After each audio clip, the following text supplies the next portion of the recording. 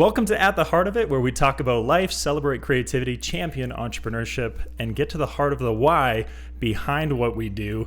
I'm Bryton Udy, and today I'm joined by a truly inspiring gentleman, and I've been fortunate enough to be able to work with him over the last little while and get to know him over the last number of years. And I'm so grateful that he's joining me today, Jim Cressman. Thanks so much for joining me. It's a pleasure. Awesome. So before we really dive in, why don't you kind of give a little bit of a backstory about all the amazing work that you've done with Invictus Entertainment, and maybe a little bit of the origin story behind not only the company but also your career within the music industry. Sure. So I grew up on a cattle ranch near Dunelda, Alberta, which is east of Red Deer for people who are a little bit familiar with the Alberta map.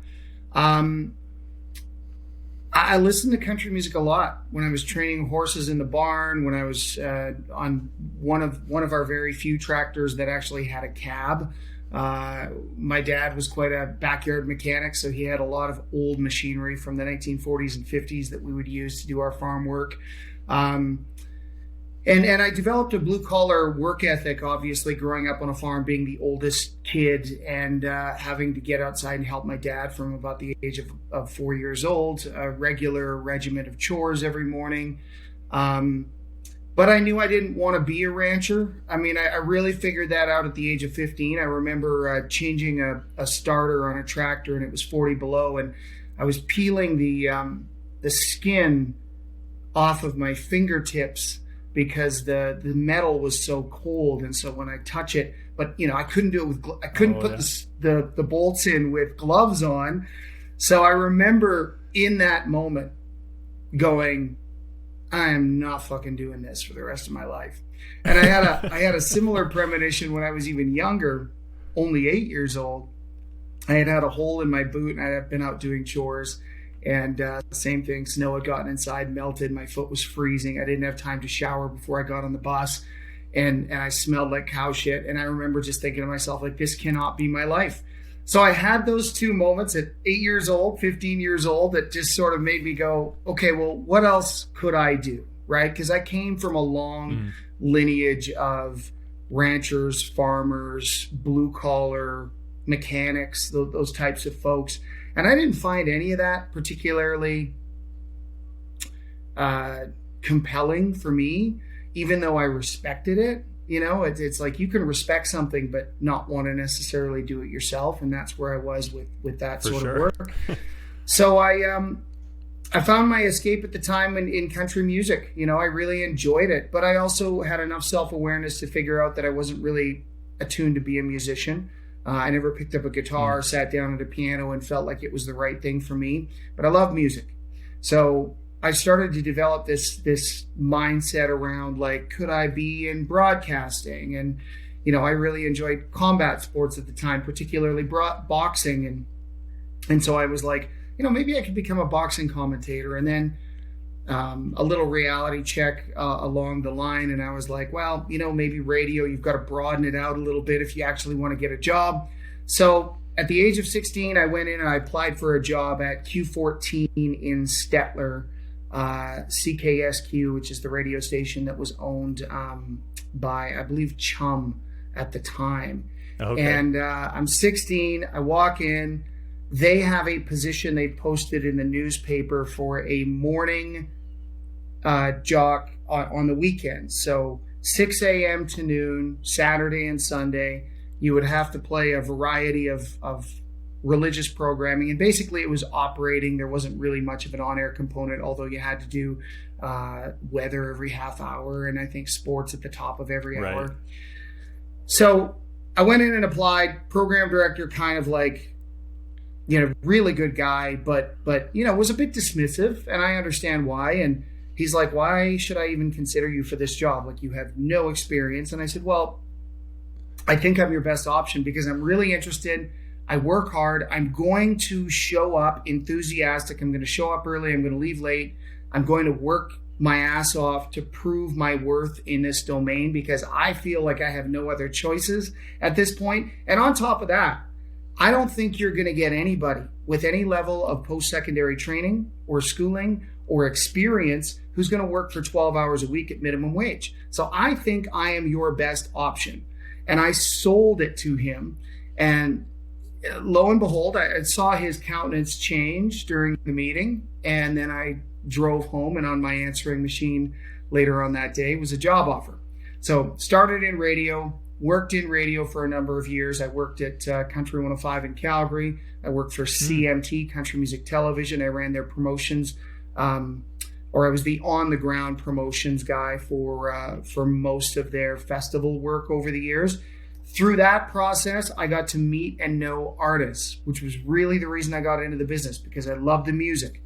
The more I was around artists and around their teams, I started to contemplate and think about whether I could work more closely with artists, maybe in the capacity of manager or agent or publicist. I didn't really know at the time, but I figured that would eventually come to me. And then I started encountering artists as I would interview them for media purposes, who would approach me, Aaron Lyons at one time being one of them at George Canyon, going, you should think about artist management. Like, you've got a good level of instinct. And so I guess that was just predicated on the fact that maybe I asked the right questions during the interviews. I don't know. Anyway, ended up applying for a job at a place called Key Entertainment in Calgary, which was a mid-level country music agency at the time, smaller to mid-level. I worked under Paul Byro and Greg Thomas there, and Paul and I had a great relationship. We even moved in together for a while to save on some rent, because we were both working on straight commission. And for the first 7 years of my job, and this is where I empathize with artists. I always tell artists, I also had a dream on the industry side of the business. And for the first 7 years, all I did was work side jobs to feed my passion, because straight commission, I was making, I think my income tax filings were less than $20,000 a year. And that was with my other side jobs that I was doing. So I found a way to make it work. I really found that getting bulletproof had to do a lot with the fact that I had really no dependents at the time, and I was willing to, move into a bedroom and not rent a house and not rent a condo. And I got rid of my car and I started using public transit, because a lot of bad decisions that are made in life are made because you are desperate for money. And when you're in your 20s, those are critical years to do everything you can to enjoy life, obviously, but also make the necessary sacrifices to get to where you want to get to. So I made those sacrifices, and I dug in, and all of a sudden, after 7 years, I hit this critical mass where I was doing real business. I was making actual money at it. And that was a motivating factor. But what was really motivating is I started to change artists' lives. I started to see them revivifying careers after many years of dormancy, in the cases of Patricia Conroy, who I worked with for a while, and Gil Grand, and launching some new artists. George Canyon was in that space. And then I signed Johnny Reed, and things just started. Aaron Pritchett, huge, those were huge artists at the time. And then Emerson Drive, who was already established, had a great reputation. They approached me. And so as I started to build a reputation as a guy who gets shit done, a guy who delivers, a guy who you can get a hold of at 10 p.m. on a Sunday if there's a problem, and a guy who's going to really do his best to and I'm speaking about myself in third person, but I'll normalize here. I've always done my best to understand the sensitivities of an artist, but deliver them the truth in spite of it. So I don't take pride in giving people the hard truth. I'm not one of those people.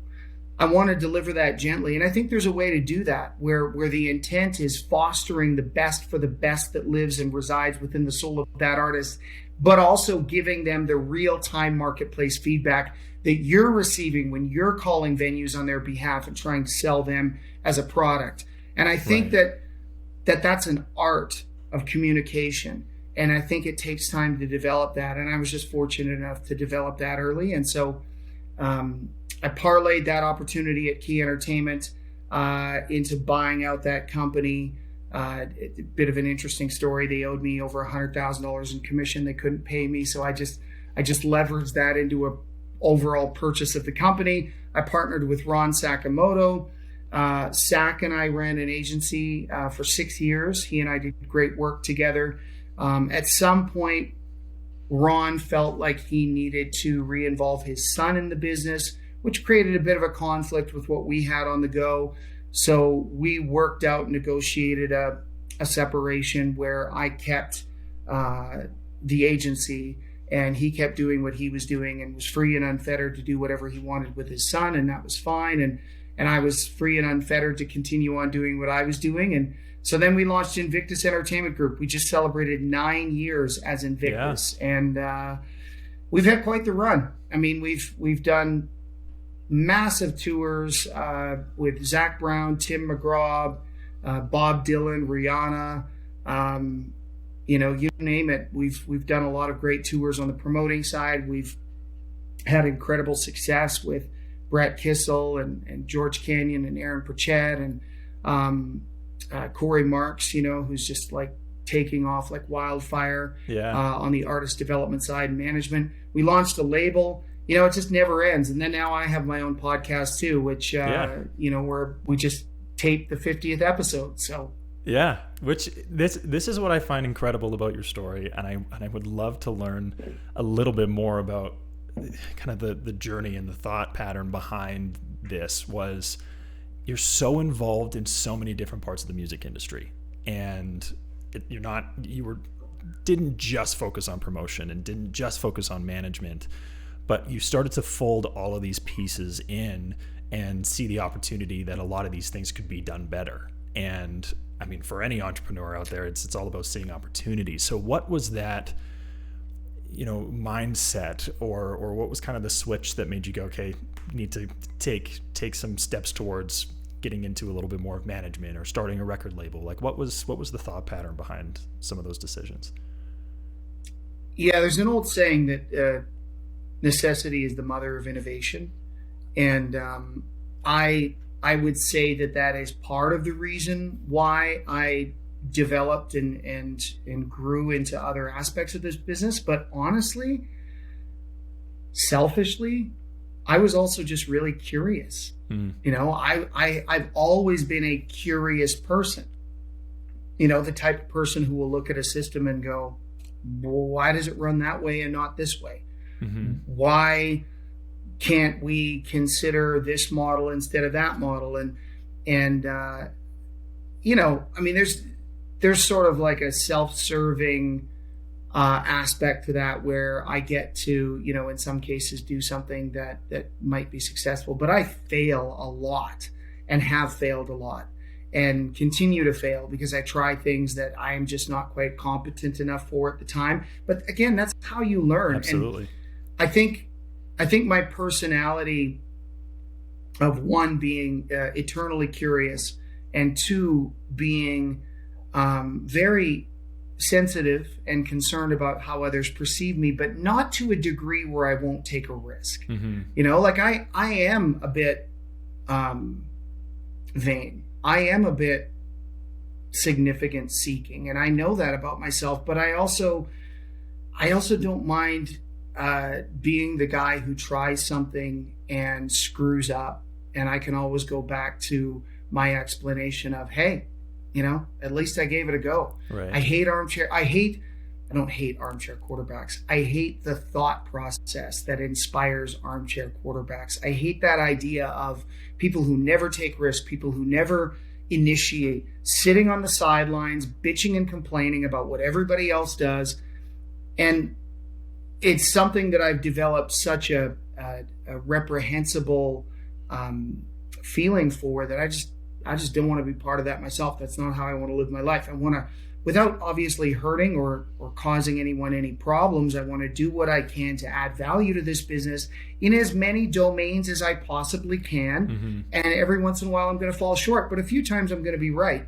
And, so far so good for the most part. Yeah, absolutely. I would have to agree with that. One thing, like a little story for me was like I pursued hockey that was my whole dream for a long time since I was a kid. And when I was 18, 19, I went, I've had this passion for music. I want to explore that. Kind of done with hockey, the whole thing. The first thing I did was buy a ticket to the CCMAs in Edmonton. And that was the first time I was ever exposed to anybody within the industry. And I believe that... What year was that? I'm trying to think. It was the first year that it was in Edmonton when it was there for the 2 years. So it probably would have been 2013. Yeah, like I think it may have been 2013. Yeah. But that was my first introduction to you. I think you won Industry Person of the Year that year, or was Promoter of the Year that year. I can't remember. I won Promoter... I think I won Promoter and Agent that year. Yeah.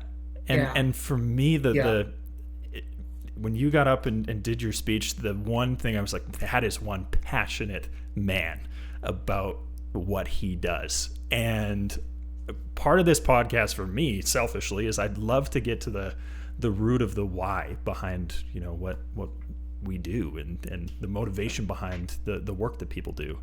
And I would love to hear what where you drive a lot of that passion from, or where you pull a lot of that passion from, and kind of push that into all the work that you do. Like what's kind of the driving force for you for a lot of the work that you do? I think it's a combination of factors. Number one, I never had a lot of expectations for myself as a kid. I think and looking back, if I'm being honest, I think I was low self-esteem issues. I don't know why. I don't blame my parents. I don't blame anybody around me, but I think I always felt like I was sort of in this born to lose position. And then as I started applying myself, I started to get into a position where I could dispute that perceived truth. And as I started applying myself and getting better and more competent at things, a lot of times in the early days, it was sports. It was like, all of a sudden it was like, okay, you know what? Maybe like if I do this in other facets of my life and I'm interested and excited and enthusiastic about it, maybe I can grow really effectively in those spaces too. So as I got older, and I always had a love for music and I had a love for artists, but I also had this drive to think about this idea that somewhere back in my history was a 10 or 12-year-old me who didn't have very high expectations for myself, who would be absolutely floored by this idea that I'm working with the John Mellencamp's and the Alan Jacksons, were heroes to me at that age, obviously, and winning awards on the CCMAs, which I would race home and watch Sunday night when it was on, CTV, I think at that point before it went to CBC.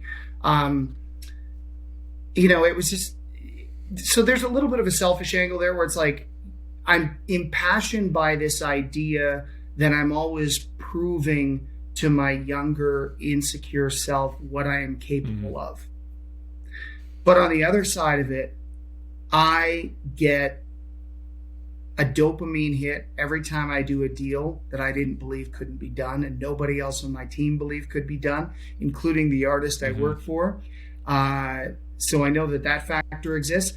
And I love seeing how me doing a good job at what I do changes the lives of my artists.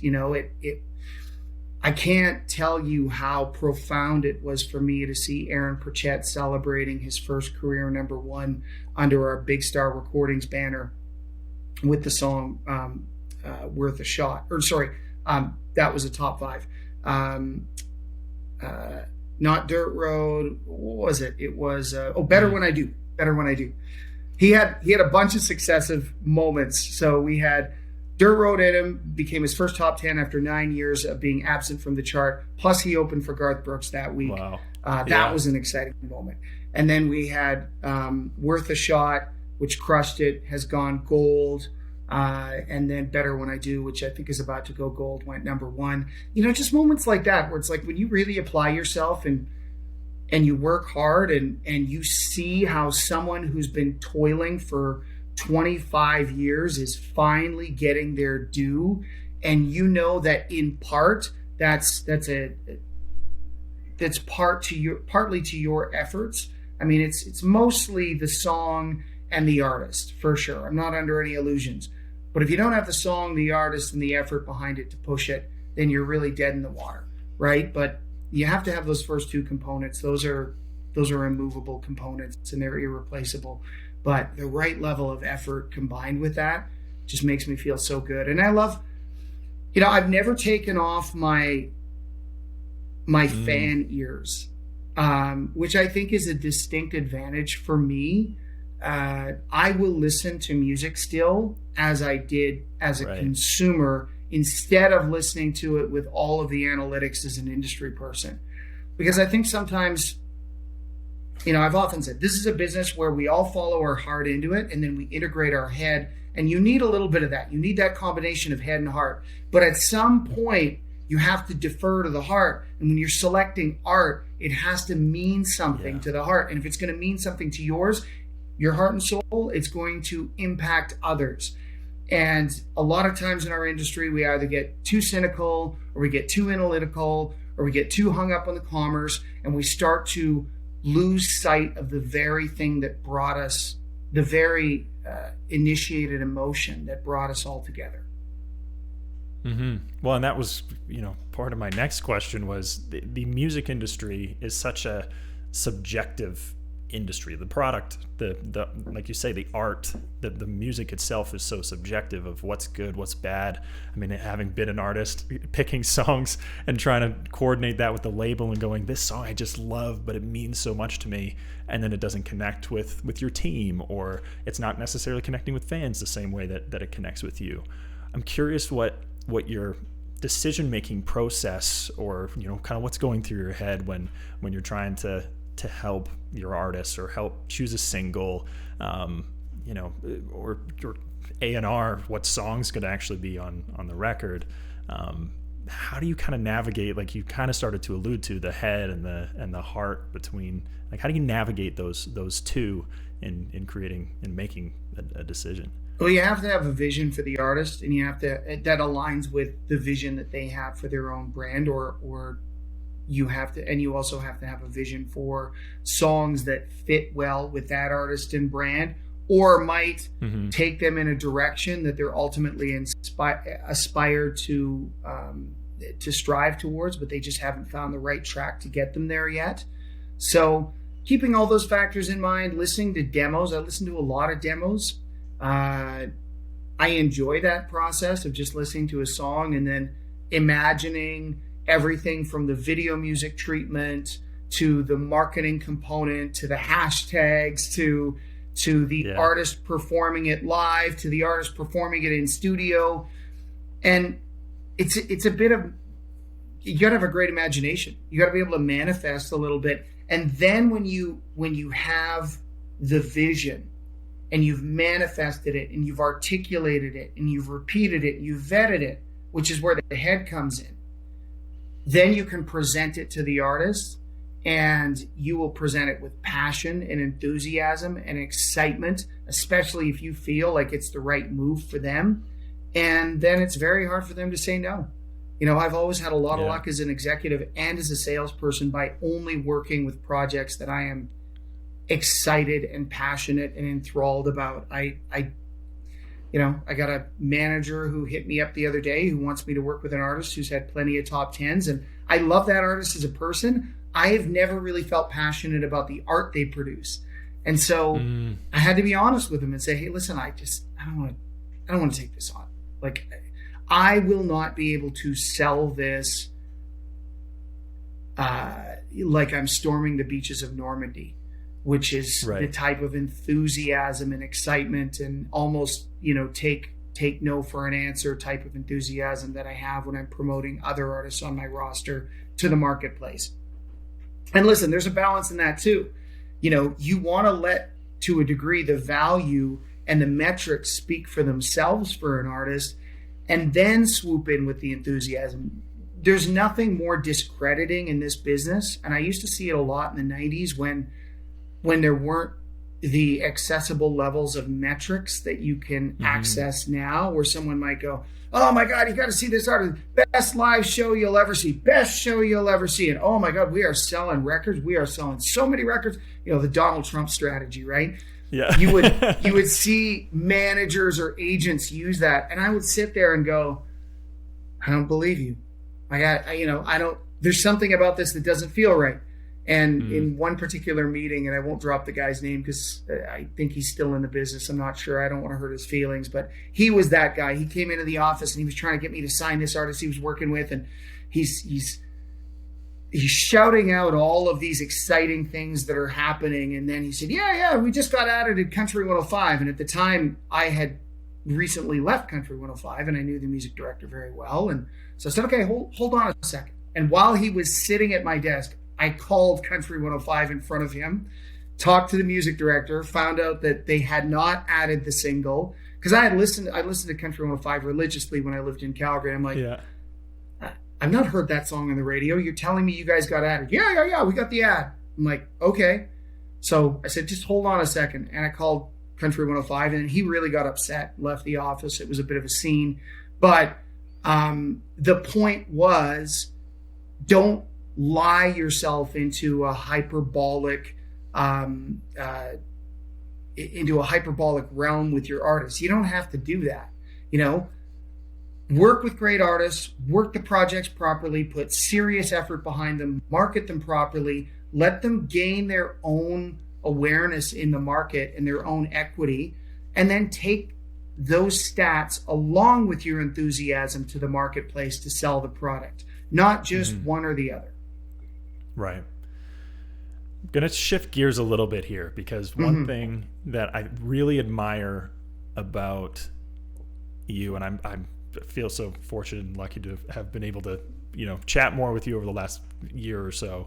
But a couple years back, looking from afar, I love how you have this drive to continue to learn and develop yourself. Like I totally live by, if you're not learning, you're dying. Like if you're not growing, you're dying.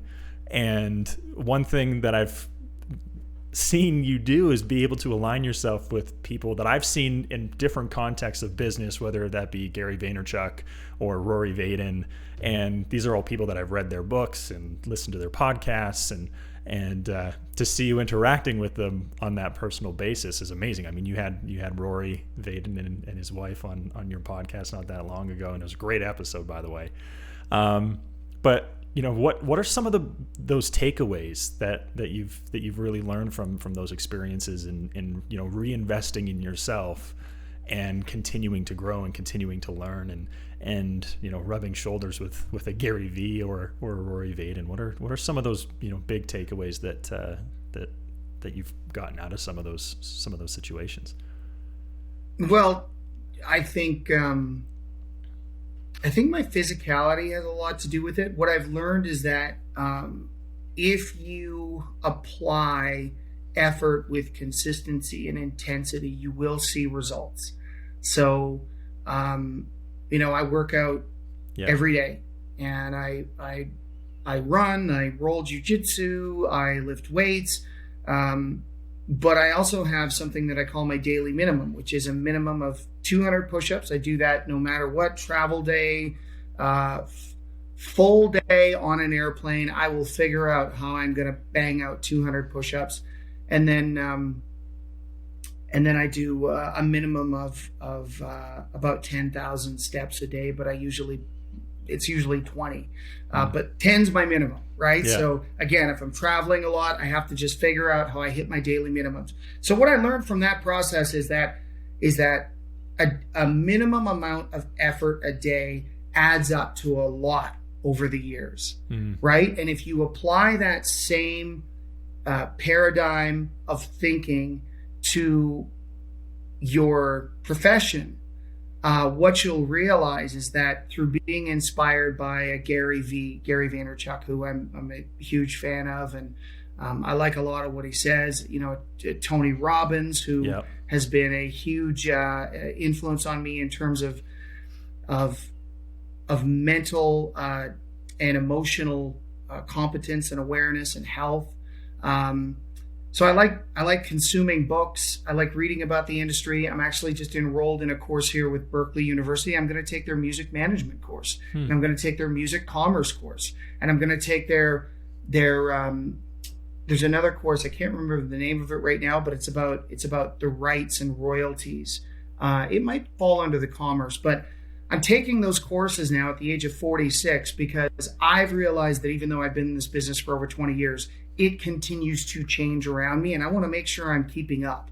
So one of the things that frustrates me about this business, and again, sometimes how you develop the thing you want to be is by identifying what you don't want to be. And so when you see people who sort of sit back and make excuses all the time, and they're not investing in themselves, they're not growing, they're not learning, and they're complaining about the business all the time. It's like I see those people, and to me, they're like radiation. I just want to get away from them. It's like, you got into this business for one reason or another at one point. If you could reconnect with whatever that intention was, you could probably reignite some passion, which, passion isn't just showing up wanting to do your job every day. Passion is showing up wanting to do your job better than anyone else, right? That's real passion. It's like showing up is one thing. And sometimes, listen, that's all I got in me. And that's sometimes all anybody has in them.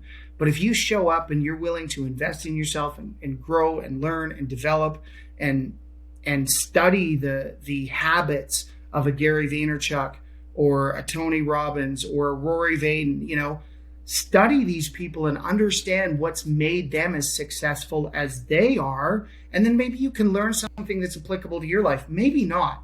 Like I have a lot of friends who have aversions to, they don't like Gary Vee or they don't like Tony Robbins. I don't think anybody doesn't like Rory Vaden. He's the sweetest guy. But I get that. It's like, hey, listen, that doesn't work for you. But there are aspects of it that works for me. And so I'm not going to abandon those for your approval. And if they don't work for you, then don't use them. That's fine. But find mentors, both real and virtual, who resonate with you. And then explore everything you can about them. What does their day look like? What books do they read?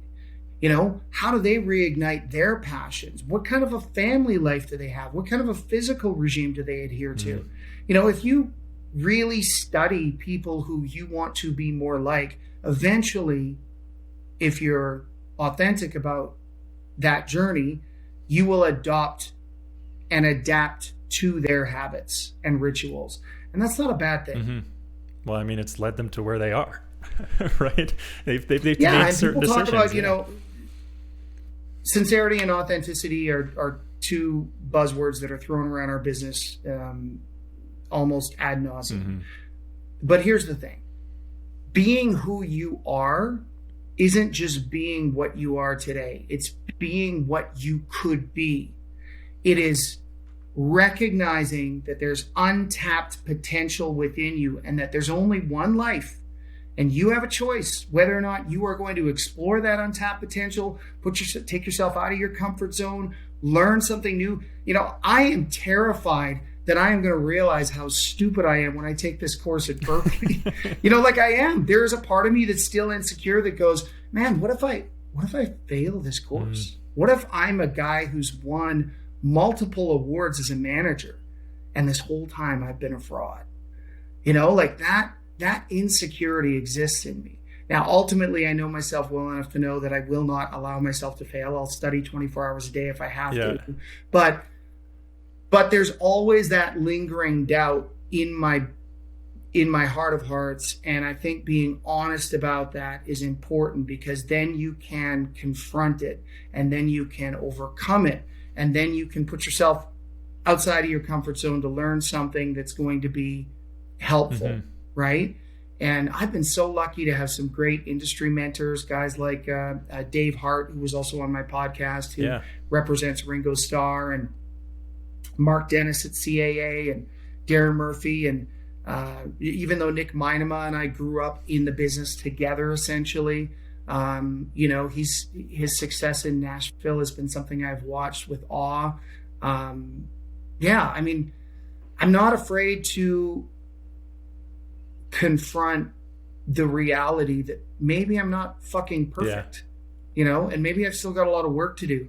And maybe if I did that work, I could be so much better than I am right now. And if I did that work daily and consistently and with intensity, in 10 years, what am I going to be at that point in time? That's exciting. Yeah.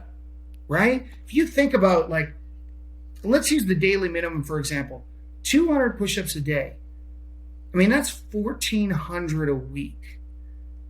And then think about how that collects over the months, years, and how that's going to affect and adapt your body, right? There are so many realms that you can apply that idea to. Just 10 minutes of reading a day. At the end of the year, you'll have read multiple books, right? 10 minutes of walking a day. There's so many things that we can do that are bite-sized in our life that we can commit to daily that are going to make a massive improvement over the course of our entire life if we start investing today. And, I just wish I'd started investing in a lot of these things sooner. Right. That's the only regret I have. But, I was on the journey I needed to be at the time. Yeah. Well, and I think that kind of perfectly starts to lead into the podcast a little bit of,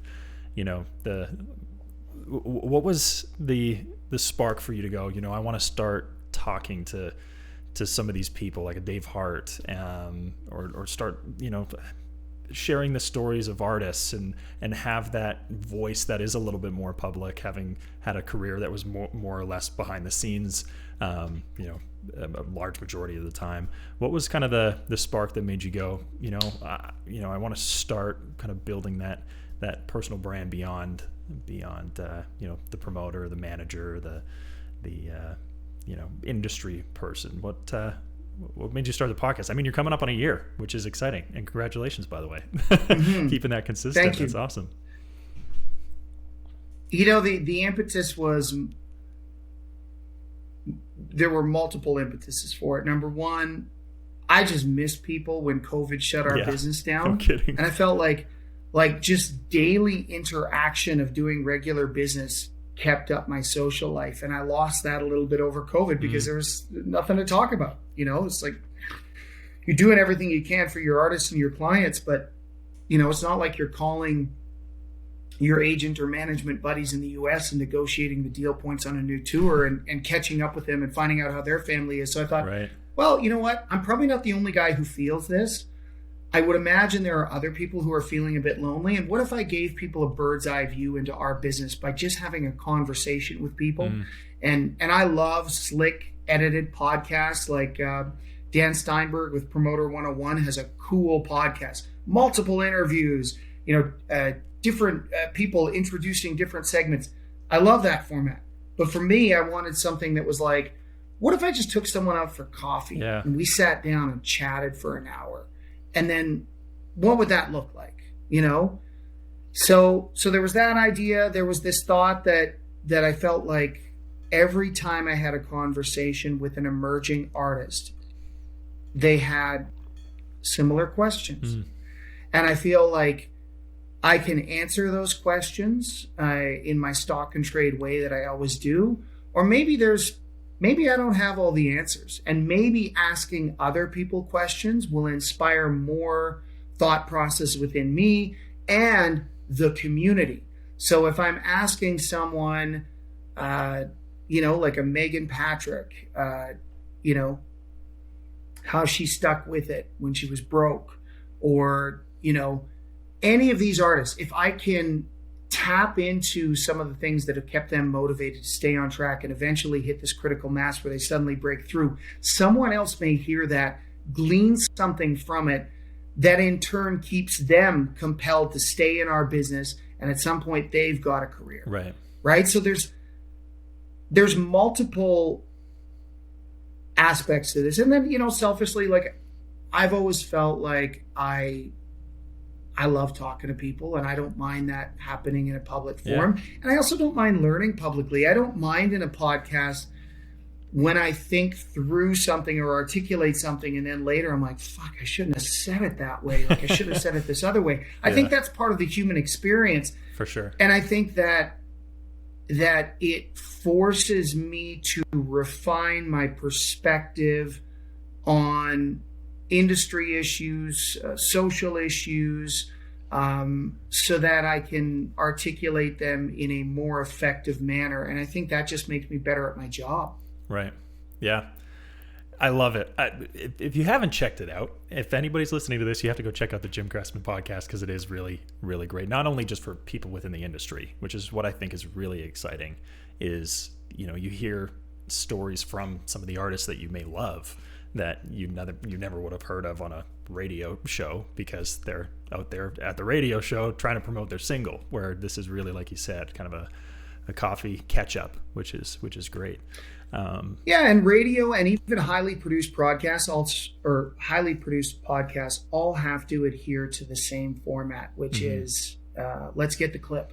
Yeah. You know, let's get that 20-second or 30-second clip that sums up the narrative that we're going to use. And in some cases, obviously, it's longer than that. I'm picking on these people a little bit, but I understand it. It's a necessity to that format of keeping things moving. Yeah. My show is not like that. I'm sure it gets boring for people, but I just tell them, skip ahead a few minutes, and I guarantee we'll be talking about something exciting at some point. Yeah. You know, but it's just a conversation with you know, artists, industry people, mental health experts, physical health experts, all people who are interrelated to our business, influencers. Like, these are all people who have some pearl of wisdom that can be gleaned, right? That can be utilized by our community. And that's where I get a little defensive and hung up. Like I took a little bit of heat for having Nicole Arbor on my podcast, because, you know, her politics don't really align with the sort of more leftist politics of the music industry. And what I urge people to do is I said, well, listen to the podcast. Yeah. I don't approach her as someone who's giving her a platform, even though, by the way, she has millions of followers and over 1 billion views. But I'm asking her questions about where she stands on these things and why she has these perspectives. And you know, one of the most exciting parts of that interview, or one of the most interesting, I thought, was when I asked her, like, is there a danger? Are you self-aware enough to realize when you are starting to pander to an audience? So now you've become this darling of the right-wing political movement. When do you know when you're actually telling the truth versus pandering to them to get the likes? Because I can imagine that that's confusing. And, you know, she dug into that and had a great answer, and people can check that podcast out. But I've had plenty of situations like that where I'm like, listen, it's not necessarily about the guest. It's about the conversation. It's about the curiosity that fuels where people come from. And I've always believed, as it pertains to divisiveness on issues, the only way we can solve that is through conversation, through discussion, through setting aside our team jerseys for a few minutes to really, you know, our perceived team jerseys, to really just sit down and discuss issues.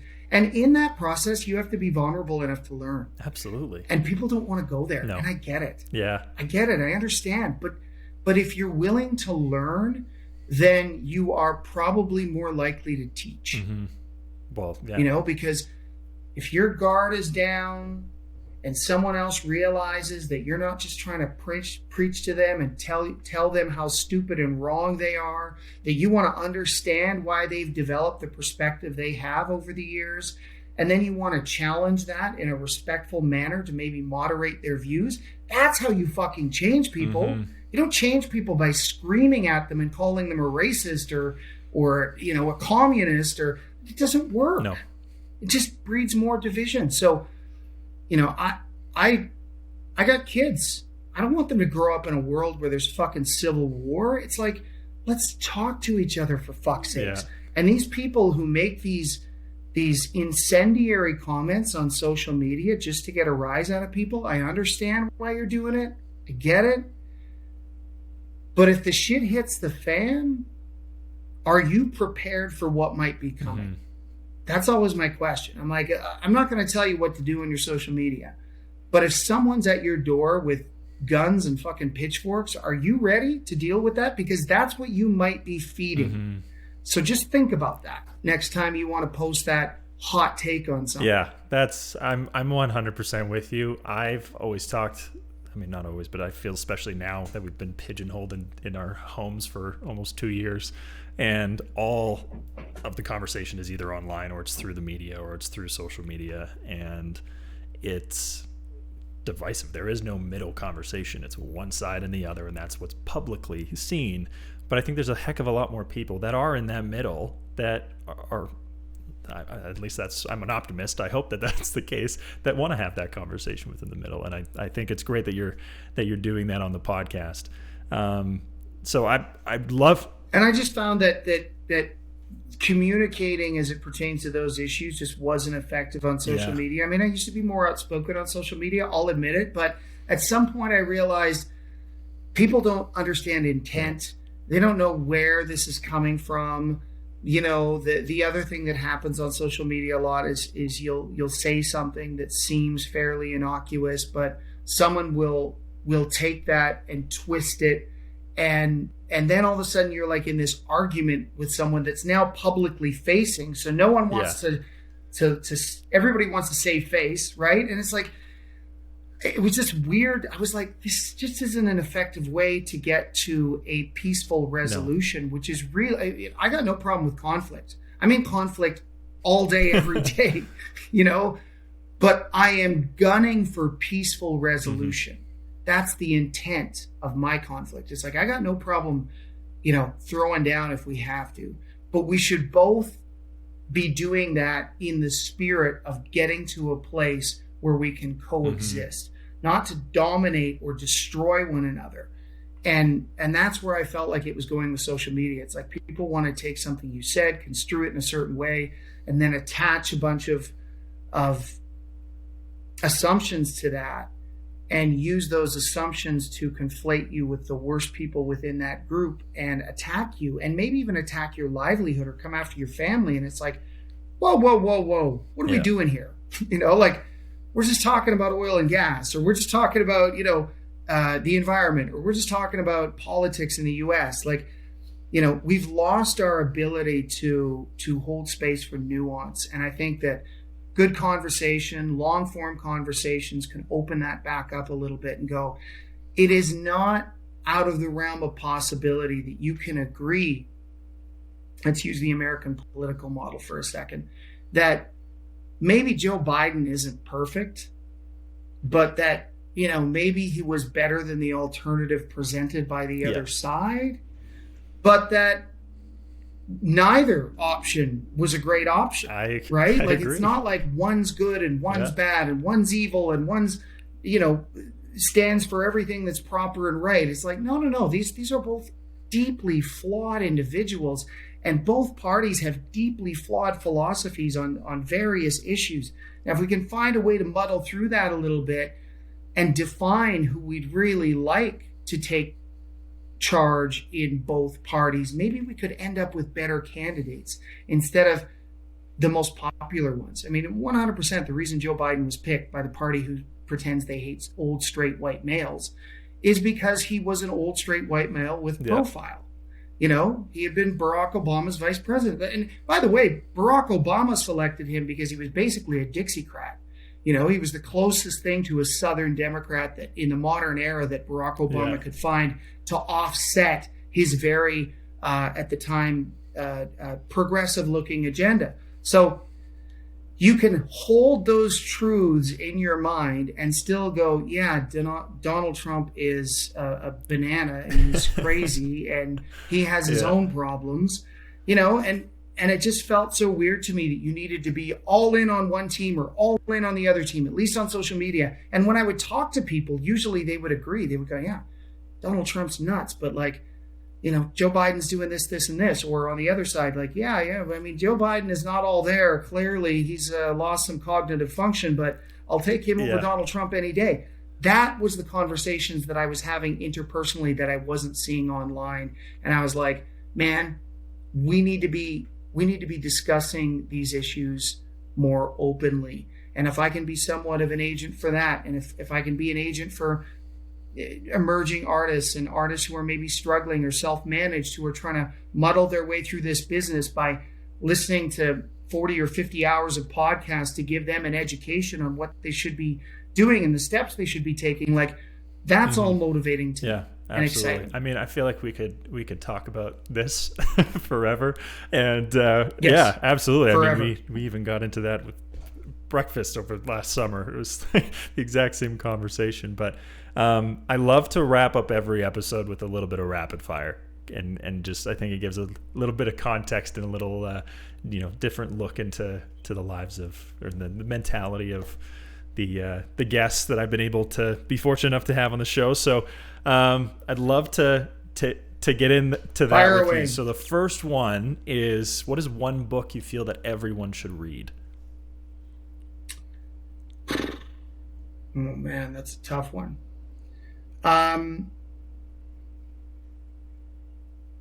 One of the best self-help books I ever read was Eckhart Tolle, The Power of Now. Mm-hmm. Yep. Big fan of that Got it book. right up there. It's a good one. Okay, good. That's a good one. Keep going. I mean, you're in the music business, so this is going to be, I feel like, a tough one. But what is your favorite song? What's your go-to jam? Oh, Christ. We'd have to break that out by genre. I mean, that's a real tough one, because it depends. I mean, music is just like, it's an accompaniment for mood, right? Like I have a different favorite song when I'm working out than I do when I'm just sitting around enjoying time with the kids, right? But I would say my favorite song as of late is "Make a Life Not a Living," which it is a great tune. I know sounds biased because I work with that artist and I love Stephen Lee Olson as a songwriter, who obviously helped pen that track. But I mean, that song just really speaks to where the world is right now, and I think is very poignant, which is why it's doing really well. And so that song really resonates with me right now. I agree. It's a great tune. Salty snack or sweets? Sweets. What's your go-to sweet? Pastries. Oh yeah. Like an apple turnover. Oh my God. Yeah. I love them. I'm with you there. Yeah. Lazy beach vacation or crazy travel adventure? Lazy beach vacation. Do you have a go-to destination? Maui. Yeah. We're going to Yeah, my Hawaii wife for the and I have first been to time in Maui. October. So Where are you staying? I think we're staying in Waikiki, I think. No, that would be No? Oahu. Oahu, So okay. if you're going to Maui, you're going to Kihei, Kaanapali. Okay. You might be in Lahaina.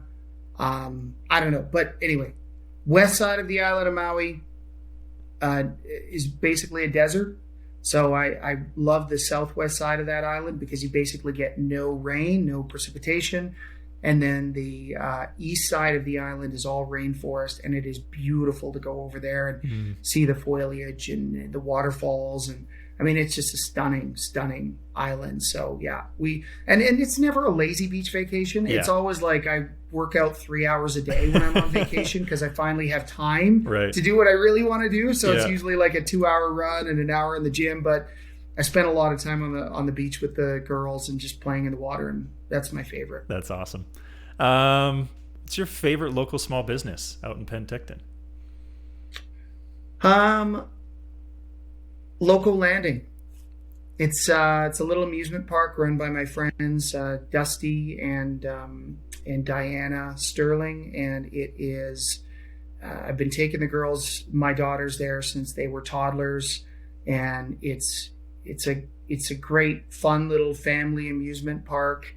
And they take such pride in it, and they have such passion for improving it all the time and making it safer and more welcoming to patrons. And I just love seeing people who are passionate about their businesses doing something that excites them and provides a great service for our town. You know, I mean, when you got kids and they're little, it's not easy to find shit to do. No. I mean, here's a little better with the beaches and the lakes, but you know, something like that. I mean, we've spent hours and hours there, and in fact, we'll be headed there this weekend. There you so. go. That's awesome.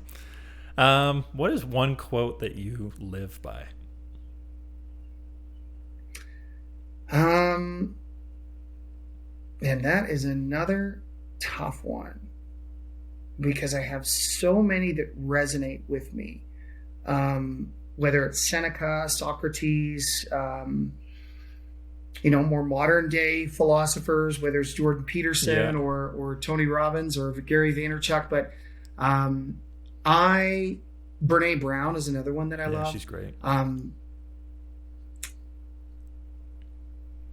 I would say as it pertains to my business life, and I'd have to accredit it to someone, but we talked about it earlier, is necessity is the mother of innovation. And I think that is the impetus for all of us trying to figure out why we're doing what we're doing, challenging those ideas and seeing if there's a new way. And through that exploration, we actually evolve, not only as a culture and as an industry, but as a species. Right. So I think that's an underrated one. I really do. I think that sometimes you identify things in your life that require change, and that takes a certain level of self-awareness. And then you have to have the courage to challenge the orthodox way of thinking and approach around whatever that problem or issue is.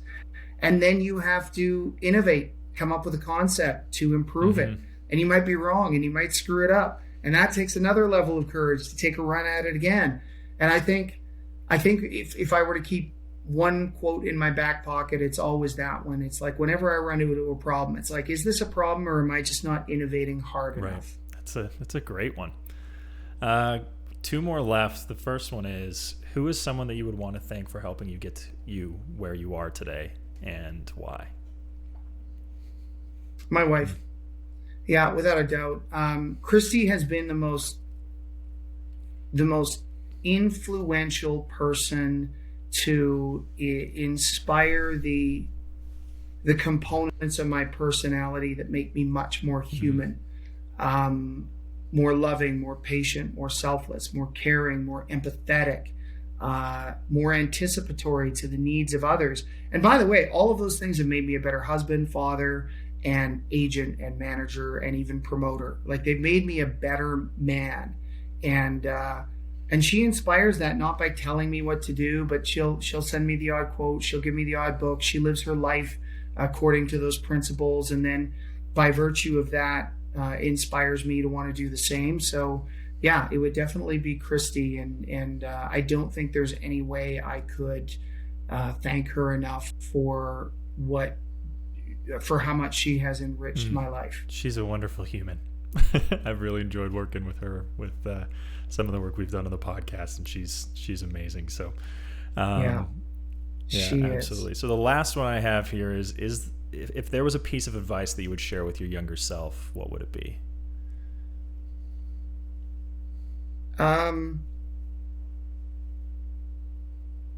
I would say to myself, you are going to exceed your expectations by miles. So don't worry, but keep maintaining the things that make you good at what you do now. Whether it's application and work ethic, whether it's passion and enthusiasm, whatever makes you good at getting the cows fed on time. That's actually going to help you in 20 to 30 years be more accountable to what will have you realize and enjoy a life that you can't even imagine is possible for you. So I think I spent a lot of time being way too anxious and way too worried that I'd be a loser. And listen, I think that in a weird way, that's a blessing. It's a motivating factor, I don't regret the fact that I was highly anxious and hard on myself. And I see it in my daughters, by the way, who are both incredibly hard on themselves. And your natural inclination as a parent is to say, hey, don't be hard on yourself. But what I do is I remind them that discipline and that desire to succeed at something is going to push them to places that they can't even imagine, and that I'm proud of them for being hard on themselves, but that I want them to use it as a motivational tool rather than a weapon to hurt themselves. and or beat themselves up to a point where it really has an impact on their self-esteem. But it's sort of identifying that and going, okay, like that's a problem I had, but maybe it wasn't a problem. Maybe it was a motivating factor, and I see it in my daughters now. And rather than try and mitigate it or suppress it, acknowledge it, own it, use it for good. Which, I mean, when I was chatting with Christy, I think it was a couple of weeks ago, she mentioned that the girls had started, a slime business. And I thought it was such a great, little experience. Like, I'm not a father yet, and it's one thing I'm really excited to be one day.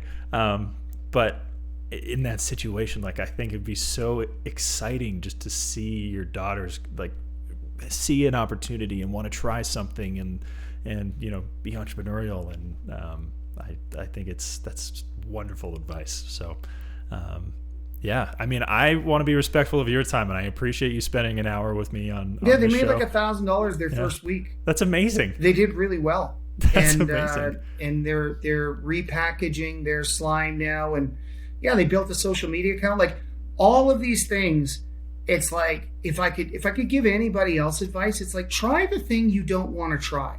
Right. Do the thing that everyone's telling you can't do. Maybe they're right, but maybe they're wrong. Mm-hmm. And if they're wrong, you have just opened the door to a new plethora of potential for your life. And with my kids, it was like, I know you two are going to be entrepreneurs, so let's get your first business out of the way, right? Let's grow something, learn from it, learn what you like, learn what you don't like, figure out the mistakes, and then succeed and fail. And in that, you will develop the competency to move forward. Yeah, absolutely. I love that. I feel like I also needed to hear that today. So anyways, again, I want to be respectful of your time. I really, really appreciate you spending an hour on at the heart of it. And I hope we can do it again sometime soon. But if anybody's wanting to listen to the podcast or learn more about Invictus, where can they find you online? Just Jim Cressman Invictus is my Instagram account. I have an Instagram account for Jim Cressman Podcasts. On Facebook, you can find me under Jim Cressman. There's a Jim Cressman Podcast Facebook page. And then the best way to find the podcast is just go into YouTube, punch in Jim Cressman, Cressman, and my page will pop up. And if you're compelled to subscribe. I never ask people to like or subscribe. It always drives me nuts when I'm watching YouTube videos. If you want to, if you like the video, like it, great. If you want to subscribe, great. If you don't, that's not my motivating factor. I don't care how many subscribers I have. That's not why I'm doing this. Yeah. So there you go. Yeah. Awesome. Well, thanks so much, Jim. Okay. It was a pleasure catching up, and hope to do it again soon. My pleasure. Thank you.